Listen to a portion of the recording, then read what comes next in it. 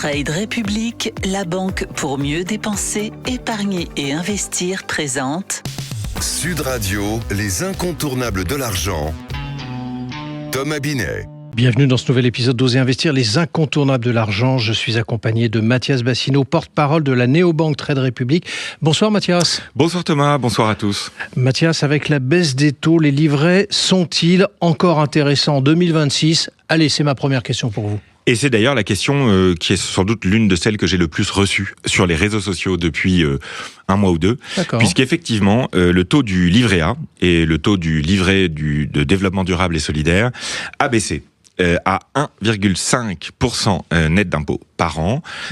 C'est un taux qui est donc relativement faible et qui s'explique parce que l'inflation a reculé. Donc le rendement de 1,5% est censé compenser l'inflation qui est, elle, à l'heure actuelle en France, entre 1 et 1,5%. Pour le livret d'épargne populaire, on a baissé à 2,5%. Le livret jeune, lui, à 1,5% minimum. Le compte épargne logement à 1% et le plan épargne logement à 2% pour les comptes ouverts à partir du 1er janvier 2026.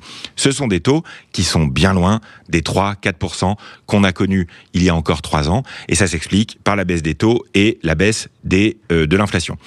Est-ce que pour autant, il faut complètement abandonner les livrets ?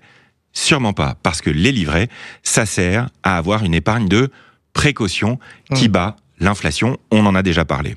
Si avec le conflit en Iran et la hausse des prix du pétrole, l'inflation remonte, eh bien on pourrait avoir une période où ces livrets seraient vraiment inintéressants parce que leur taux de rendement serait inférieur au taux d'inflation puisqu'ils ne sont pas mis à jour très fréquemment.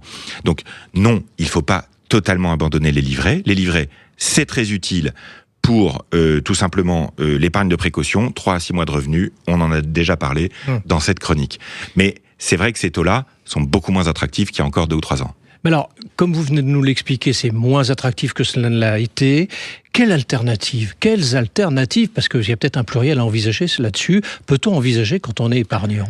Alors, moi, ce qui me gêne beaucoup, c'est que les livrets, donc, dont on a dit là, en gros, ils vous rapportent à peu près l'inflation, donc vous gagnez pas énormément.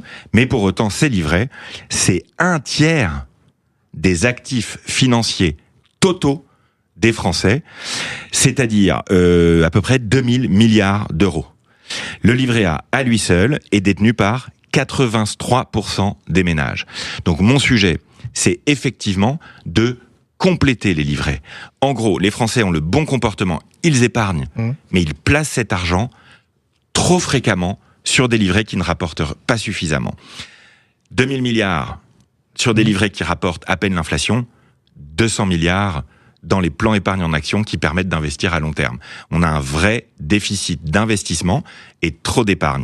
Donc les alternatives aux livrets pour compléter les livrets, une fois que vous avez 3 à 6 mois de revenus dessus, vous avez des comptes à terme qui rapportent un peu plus même si l'argent est bloqué.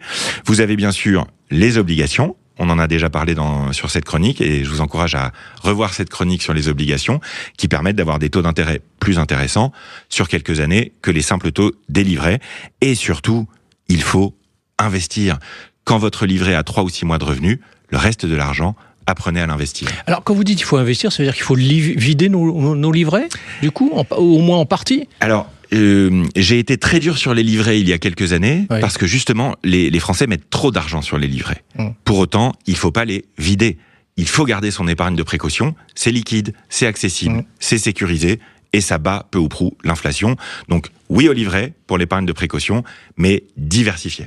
Diversifié, on retiendra donc ce mot. Merci à vous Mathias. Et on vous retrouve mardi prochain pour un autre numéro d'Oser Investir, les incontournables de l'argent. Et pour ce qui me concerne, rendez-vous dimanche matin dès 9h25 sur Sud Radio. Sud Radio, les incontournables de l'argent. Thomas Binet. avec Trade République, la banque pour mieux dépenser, épargner et investir.